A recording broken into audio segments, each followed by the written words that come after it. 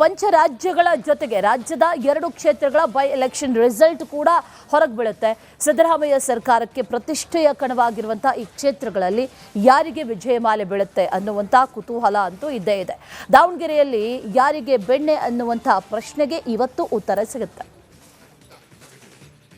ಅಭ್ಯರ್ಥಿ ಏಜೆಂಟ್ಗಳಿಗೆ QR code ಇರುವಂತಹ ಗುರುತಿನ ಪತ್ರ ಮಾಡಲಾಗಿದೆ. ಅಹಿತಕರ ಘಟನೆ ನಡೆಯದಂತೆ ಪೊಲೀಸ್ ಕಟ್ಟೆಚ್ಚರವನ್ನು ವಹಿಸಿದ್ದಾರೆ. ನೀತಿ ಸಂಹಿತೆ ಜಾರಿ ಇರುವ ಹಿನ್ನೆಲೆಯಲ್ಲಿ ಯಾವುದೇ ಸಂಭ್ರಮಾಚರಣೆ ಮಾಡದಂತೆ. ರೈಟ್, ಇದೇ ವಿಚಾರಕ್ಕೆ ಸಂಬಂಧಪಟ್ಟಂತೆ ಬಾಗಲಕೋಟೆಯಿಂದ ನಮ್ಮ ಪ್ರತಿನಿಧಿ ಸಿದ್ದು ದುತ್ತರ್ಗಾವಿ ಹಾಗೆ ದಾವಣಗೆರೆ ಕ್ಷೇತ್ರದಿಂದ ರಂಜಿತ್ ಚಿರಿಯಾರ್ ಲೈವ್ನಲ್ಲಿ ಜಾಯ್ನ್ ಆಗಿದ್ದಾರೆ. ಇಬ್ಬರಿಗೂ ಕೂಡ ವೆಲ್ಕಮ್, ಗುಡ್ ಮಾರ್ನಿಂಗ್. ಆದರೆ ಸಾಕಷ್ಟು ಕುತೂಹಲವನ್ನು ಮೂಡಿಸಿರುವಂಥ ಕ್ಷೇತ್ರ ಅಂತಂದರೆ ಅದು ದಾವಣಗೆರೆ ಕ್ಷೇತ್ರ. ಅಲ್ಲಿಂದನೇ ಆರಂಭಿಸೋಣ. ರಂಜಿತ್, ಇವತ್ತು ಫಲಿತಾಂಶ ಎಲ್ಲರೂ ಕೂಡ ಎದುರು ನೋಡ್ತಾ ಇರುವಂಥ ಫಲಿತಾಂಶ ಏನಾಗುತ್ತೆ ಅನ್ನುವಂಥ ಕುತೂಹಲದ ಜೊತೆಗೆ ಈಗ 8 ಗಂಟೆಗೆ ಈ ಕೌಂಟಿಂಗ್ ಶುರುವಾಗುತ್ತೆ. ಯಾವ ರೀತಿ ಸಿದ್ಧತೆಗಳನ್ನು ಮಾಡ್ಕೊಂಡಿದ್ದಾರೆ, ಏನೇನು ಡೀಟೇಲ್ಸ್ ಇದೆ? ಖಂಡಿತ ಅಶ್ವಿನಿ, ದಾವಣಗೆರೆಯ ಬೈ ಎಲೆಕ್ಷನ್ನ ಸಮಗ್ರ ಮಾಹಿತಿಯನ್ನು ರಿಪಬ್ಲಿಕ್ ಕನ್ನಡ ಇವತ್ತು ರಿಪಬ್ಲಿಕ್ ಕನ್ನಡದ ಅತಿ ದೊಡ್ಡ ತಂಡ ಫಲಿತಾಂಶ ಏನು ಎತ್ತ ಅನ್ನೋದ್ರ ಬಗ್ಗೆ ಡಿಟೇಲ್ ಮಾಹಿತಿಯನ್ನು ಇವತ್ತು ಬೆಳಿಗ್ಗೆ ಈಗ 6 ಗಂಟೆಯಿಂದ ಸಂಜೆವರೆಗೂ ಕೂಡ ಏನೇನಾಗುತ್ತೆ ಅನ್ನೋದ್ರ ಬಗ್ಗೆ ಮಾಹಿತಿಯನ್ನು ನೀಡ್ತಾ ಹೋಗುತ್ತೆ. ನೋಡಿ, ಸುಮಾರು ಏಪ್ರಿಲ್ 9ನೇ ತಾರೀಕು ನಡೆದಂಥ ಉಪಚುನಾವಣೆಯ ಆ ಕಾವಿತ್ತಲ್ಲ, 25-28 ದಿನದ ನಂತರ ಇವತ್ತು ಫಲಿತಾಂಶದ ದಿನಕ್ಕೆ ಬಂದಿದ್ದೀವಿ ನಾವು.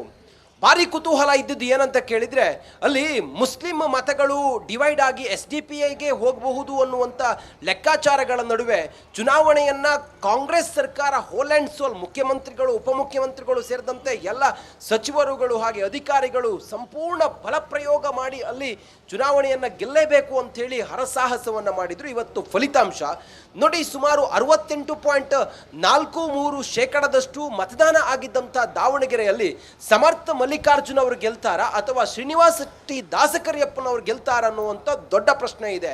2008ರಿಂದ 2023 ಈಗ 2026ರ ಈ ಚುನಾವಣೆ ಇದೆ. 5 ಬಾರಿ ಚುನಾವಣೆಯನ್ನು ಎದುರಿಸಿರುವಂಥ ಈ ದಾವಣಗೆರೆ ದಕ್ಷಿಣ ವಿಧಾನಸಭಾ ಕ್ಷೇತ್ರದಲ್ಲಿ SS ಅಂದರೆ ಶಾಮನೂರು ಶಿವಶಂಕರಪ್ಪನವರೇ ಅಲ್ಲಿ ಶಾಸಕರಾಗಿ ಇಲ್ಲಿವರೆಗೂ ಕೂಡ ಬಂದಿದ್ದರು. ಕಳೆದ ಬಾರಿ 2023ರಲ್ಲಿ ಗೆಲುವಿನ ಅಂತರ 27,000 ಆಗಿತ್ತು. ಈ ಬಾರಿ ಅವರ ಕುಟುಂಬದ ಕುಡಿ ಸಮರ್ಥ ಮಲ್ಲಿಕಾರ್ಜುನ್ ಅವರು ಕಾಂಗ್ರೆಸ್ನಿಂದ ಕಣದಲ್ಲಿದ್ದಾರೆ. ಈ ಬಾರಿ ಬಹಳ ಒಂದು ಸವಾಲಾಗಿರೋದು ಅಲ್ಪಸಂಖ್ಯಾತ ಮತಗಳು. ಮತ್ತು ಕಳೆದ ಬಾರಿ BJP ಗೆಲ್ಲುವ ಒಂದು ಲೆಕ್ಕಾಚಾರದಲ್ಲಿತ್ತು, ಆದರೆ ಗೆಲ್ಲಿಕ್ಕಾಗಿಲ್ಲ. ಆದರೆ ಈ ಬಾರಿ BJPಗೆ ವರದಾನ ಆಗಿರೋದು ಏನು ಅಂತೇಳಿ ಕೇಳಿದರೆ, ಹಿಂದುಳಿದ ವರ್ಗದ ಮತಗಳೇನಾದರೂ BJPಯ ಜೊತೆ ನಿಂತು ಹಾಗೆ ಅಲ್ಪಸಂಖ್ಯಾತ ಮತಗಳು ಕಾಂಗ್ರೆಸ್ನಿಂದ ಡಿವೈಡ್ ಆಗಿ SDPI ಕಡೆಗೆ ಹೋಯ್ತು ಅಂತೇಳಿ ಆದರೆ BJPಗೆ ಗೆಲುವು ಬಹುಶಃ ಈ ಬಾರಿ ಇತಿಹಾಸ ನಿರ್ಮಿಸುತ್ತೆ BJP ಅನ್ನೋ ಲೆಕ್ಕಾಚಾರ ಇದೆ. ಇಲ್ಲಿವರೆಗೂ ಕೂಡ 2008ರಿಂದ 2023ರವರೆಗೂ ಕೂಡ ಶಾಮನೂರು ಶಿವಶಂಕರಪ್ಪನವರನ್ನು ಬದಿಗೆ ಸರಿಸಿ BJP ಇಲ್ಲಿವರೆಗೂ ಗೆದ್ದ ಇತಿಹಾಸವೇ ಇಲ್ಲ. ಆದರೆ ಶಾಮನೂರು ಶಿವಶಂಕರಪ್ಪನವರು ನಿಧನದ ಕಾರಣದಿಂದಾಗಿ ಈ ಬೈ ಎಲೆಕ್ಷನ್ ಏನೀಗ ನಡೀತಾ ಇದೆ, ಬೈ ಎಲೆಕ್ಷನ್ ಫಲಿತಾಂಶ ಇವತ್ತೇನಿದೆ, ಈ ಬೈ ಎಲೆಕ್ಷನ್ ಫಲಿತಾಂಶದಲ್ಲಿ ಕಾಂಗ್ರೆಸ್ಗೆ ಈ ಬಾರಿ ಆಘಾತವನ್ನು BJP ಕೊಡಬಹುದು ಅನ್ನುವಂಥ ಲೆಕ್ಕಾಚಾರ ದಾವಣಗೆರೆ ದಕ್ಷಿಣ ವಿಧಾನಸಭಾ ಕ್ಷೇತ್ರದಲ್ಲಿದೆ. ಆ ನಿಟ್ಟಿನಲ್ಲಿ ಚುನಾವಣಾ ಫಲಿತಾಂಶಕ್ಕೆ ಕ್ಷಣಗಣನೆ ಆರಂಭವಾಗಿದೆ. 8 ಗಂಟೆಗೆ ಅಂಚೆ ಮತಗಳನ್ನು ಓಪನ್ ಮಾಡ್ತಾರೆ. DRR ವಿದ್ಯಾಸಂಸ್ಥೆಯಲ್ಲಿ 14 ಟೇಬಲ್ಗಳಲ್ಲಿ ಮತ ಎಣಿಕೆ ಮತ ಎಣಿಕೆ ಕಾರ್ಯಗಳು ಆರಂಭವಾಗುತ್ತೆ. ಈಗಾಗಲೇ ಬಿಗಿ ಭದ್ರತೆಯನ್ನು ಮಾಡಲಾಗಿದೆ. ಸುಮಾರು 3 ಸುತ್ತಿನಲ್ಲಿ ಅಲ್ಲಿ ಮತ ಎಣಿಕೆ ನಡೆಯುವಂಥ ಆ ಸ್ಥಳದಲ್ಲಿ 3 ಸುತ್ತಿನಲ್ಲಿ ಪೊಲೀಸರು ಭದ್ರತೆಯನ್ನು ನಿಯೋಜನೆ ಮಾಡಿದ್ದಾರೆ. ಹಾಗೆ ವಿಶೇಷ ಸಿಬ್ಬಂದಿಯೂ ಕೂಡ ಅಲ್ಲಿ ನಿಯೋಜನೆ ಆಗಿದ್ದಾರೆ. ಇನ್ನು ಮತ ಎಣಿಕೆ ನಡೆಯುವಂಥ ಸ್ಥಳದ 100 ಮೀಟರ್ ದೂರದಲ್ಲಿ ಯಾವುದೇ ವಾಹನಗಳಿಗೂ ಕೂಡ ಪ್ರವೇಶ ಇಲ್ಲ, ಯಾವುದೇ ವಾಹನಗಳ ನಿಲುಗಡೆಗೂ ಕೂಡ ಅಲ್ಲಿ ಪ್ರವೇಶ ಇಲ್ಲ. ವ್ಯವಸ್ಥಿತವಾದಂಥ ಸಿದ್ಧತೆಯೊಂದಿಗೆ ದಾವಣಗೆರೆ ದಕ್ಷಿಣದ ಫಲಿತಾಂಶವನ್ನು ನಾವೆಲ್ಲರೂ ಕೂಡ ಎದುರು ನೋಡ್ತಾ ಇದ್ದೀವಿ. 8 ಗಂಟೆಗೆ ಪೋಸ್ಟಲ್ ಮತಗಳನ್ನು ಓಪನ್ ಮಾಡ್ತಾರೆ. ಆ ಮೂಲಕ ಆ ನಂತರ ಸುಮಾರು ಒಂದು 12 ಗಂಟೆ ಒಳಗಡೆ ಒಂದು ಕ್ಲಾರಿಟಿ ಸಿಗುತ್ತೆ. ಬಹುಶಃ ಈ ಒಂದು ಫಲಿತಾಂಶ ಇದೆಯಲ್ಲ, ಡಿ ಕೆ ಶಿವಕುಮಾರ್ ಪಾಲಿಗೆ ಇದು ಮಹತ್ವದ ಫಲಿತಾಂಶ ಆಗಿರುತ್ತೆ. ಯಾಕಂತ ಹೇಳಿದ್ರೆ ಡಿ ಕೆ ಶಿವಕುಮಾರ್ ಅವರು ದಾವಣಗೆರೆ ದಕ್ಷಿಣದ ಸಂಪೂರ್ಣ ಉಸ್ತುವಾರಿಯನ್ನು ವಹಿಸಿಕೊಂಡಿದ್ರು. ಬಾಗಲಕೋಟೆ ಉಸ್ತುವಾರಿ ಸಿದ್ದರಾಮಯ್ಯನವರದ್ದಾಗಿತ್ತು. ಈ ನಿಟ್ಟಿನಲ್ಲಿ ಡಿ ಕೆ ಶಿವಕುಮಾರ್ ಅವರಿಗೆ ಇದು ಮಹತ್ವದಾಗುತ್ತೆ. ಮತ್ತೆ ನಾಯಕತ್ವದ ವಿಚಾರ, ಒಂದು ವೇಳೆ ಡಿ ಕೆ ಶಿವಕುಮಾರ್ ಇದರಲ್ಲಿ ಕೈ ಚೆಲ್ಲಿದ್ರು ಅನ್ನೋದಾದ್ರೆ ಮುಖ್ಯಮಂತ್ರಿ ಆಗಬೇಕು ಅಂತ ಹೇಳಿ ಅವರು ಏನು ಲೆಕ್ಕಾಚಾರದಲ್ಲಿದ್ದಾರೆ, ಬಹುಶಃ ಅವ್ರಿಗೆ ಸ್ವಲ್ಪ ಹಿನ್ನಡೆ ಆಗ್ಬೋದು. ಮತ್ತೆ ಈ ಕ್ಷೇತ್ರವನ್ನ ಕೈ ಚೆಲ್ಲಿದ್ರೆ ಇನ್ನಷ್ಟು ಅಲ್ಪಸಂಖ್ಯಾತ ನಾಯಕರಿದ್ದಾರಲ್ಲ, ಕೆಲವು ಮುಸ್ಲಿಂ ನಾಯಕರನ್ನ ಅವರ ತಲೆದಂಡ ಆಗುವಂತ ಸಾಧ್ಯತೆಗಳು ಕೂಡ ಇದಾವೆ. ಈಗಾಗಲೇ 5 ಮುಸ್ಲಿಂ ನಾಯಕರ ಉಚ್ಚಾಟನೆ 2006 ವರ್ಷಗಳ ಕಾಲ 5 ಜನ ಮುಸ್ಲಿಂ ನಾಯಕರ ಉಚ್ಚಾಟನೆ ಆಗಿದೆ. ಎಲ್ಲೋ ಒಂದು ಕಡೆ ಈ ಒಂದು ಫಲಿತಾಂಶ ಇದೆಯಲ್ಲ, ಒಂದು ರೀತಿಯಲ್ಲಿ ಕಾಂಗ್ರೆಸ್ನ ಒಳಗಡೆ ಇದೊಂದು ಬೇರೆ ರೀತಿಯ ಲೆಕ್ಕಾಚಾರಗಳು ಕೂಡ ನಡೀತಾ ಇದೆ. ನಾವು ಕೂಡ ಎದುರು ನೋಡ್ತಾ ಇದ್ದೀವಿ. ಇಲ್ಲಿ ಭಾರತೀಯ ಜನತಾ ಪಕ್ಷ ದಾವಣಗೆರೆ ದಕ್ಷಿಣದಲ್ಲಿ ಸುಮಾರು 5ನೇ ಬಾರಿಗಾದರೂ ಕೂಡ ಖಾತೆಯನ್ನು ಓಪನ್ ಮಾಡುತ್ತಾ ಅನ್ನೋದ್ರ ಬಗ್ಗೆ ಎದುರು ನೋಡ್ತಾ ಇದ್ದೀವಿ.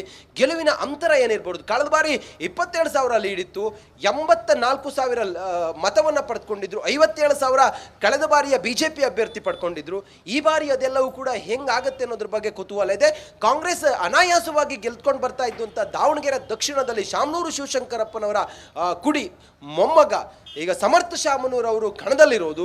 ಬಹುಶಃ ಇದು ಮುಂದಿನ ಹಂತದಲ್ಲಿ ಹೀಗೆ ಈ ಭದ್ರಕೋಟೆ ಉಳಿಯುತ್ತಾ, ಯಾವುದೇ ಗೊಂದಲಗಳಿದ್ರು ಅಥವಾ ಯಾವುದೇ ಇಲ್ಲಿ ಡಿಸ್ಪ್ಯೂಟ್ಗಳಿದ್ರು ಆ ಒಂದು ಶಕ್ತಿ ಕಾಂಗ್ರೆಸ್ನಲ್ಲಿ ಈಗಲೂ ಕೂಡ ಇದೆಯಾ, ಅಥವಾ ಅತಿ ಹೆಚ್ಚು ಇಲ್ಲಿ ನಿರ್ಣಾಯಕರಾಗಿರುವಂಥ ಅಲ್ಪಸಂಖ್ಯಾತ ಮತಗಳು ಚದುರಿ ಹೋದರೆ ಅದು SDPI ಮತ್ತು ಮುಸ್ಲಿಂ ಅಭ್ಯರ್ಥಿಗಳಿಗೇನಾದರೂ ಅದು ಚದುರಿ ಹೋದರೆ ಕಾಂಗ್ರೆಸ್ ಗೆಲುವು ಇಲ್ಲಿ ಕಠಿಣ ಆಗುವಂಥ ಎಲ್ಲ ಸಾಧ್ಯತೆಗಳಿದ್ದಾವೆ. ಆ ಲೆಕ್ಕಾಚಾರದಲ್ಲಿ ಕ್ಷೇತ್ರದ ಜನ ಇವತ್ತು ಒಂದು ಕನ್ಫ್ಯೂಸ್ಡ್ ಆಗಿದ್ದಾರೆ. ಯಾಕಂತ ಹೇಳಿದ್ರೆ ಈ ರೀತಿ ಗೊಂದಲಗಳು ಕ್ಷೇತ್ರದಲ್ಲಿ ಇರೋದ್ರಿಂದಾಗಿ, ಗೆಲ್ಲುವಂತ ಅಭ್ಯರ್ಥಿಗೆ ಈ ರೀತಿ ಚಾಲೆಂಜ್ಗಳಿರೋದ್ರಿಂದಾಗಿ ಒಂದು ರೀತಿಯಲ್ಲಿ ಅವರು ಕನ್ಫ್ಯೂಸ್ಡ್ ಆಗಿದ್ದಾರೆ. ಬಹುಶಃ ಇನ್ನೊಂದು 4-5 ಗಂಟೆಗಳಲ್ಲಿ ಎಲ್ಲ ಕುತೂಹಲಕ್ಕೂ ಕೂಡ ಒಂದು ಕ್ಲಾರಿಟಿ ಸಿಗುವಂತ ಸಾಧ್ಯತೆ ಇದೆ. ಅದೆಲ್ಲವನ್ನ ರಿಪಬ್ಲಿಕ್ ಕನ್ನಡ ಆನ್ ಗ್ರೌಂಡ್ ನಲ್ಲಿದ್ದು ದಾವಣಗೆರೆ ದಕ್ಷಿಣದಲ್ಲಿ ಹಾಗೂ ಬಾಗಲಕೋಟೆಯಲ್ಲಿ ರಿಪಬ್ಲಿಕ್ ಕನ್ನಡದ ಅತಿ ದೊಡ್ಡ ತಂಡ ಇಲ್ಲಿದ್ದು ಸಂಪೂರ್ಣ ಕ್ಷಣದ ಮಾಹಿತಿಯನ್ನ ನಿಮ್ಮ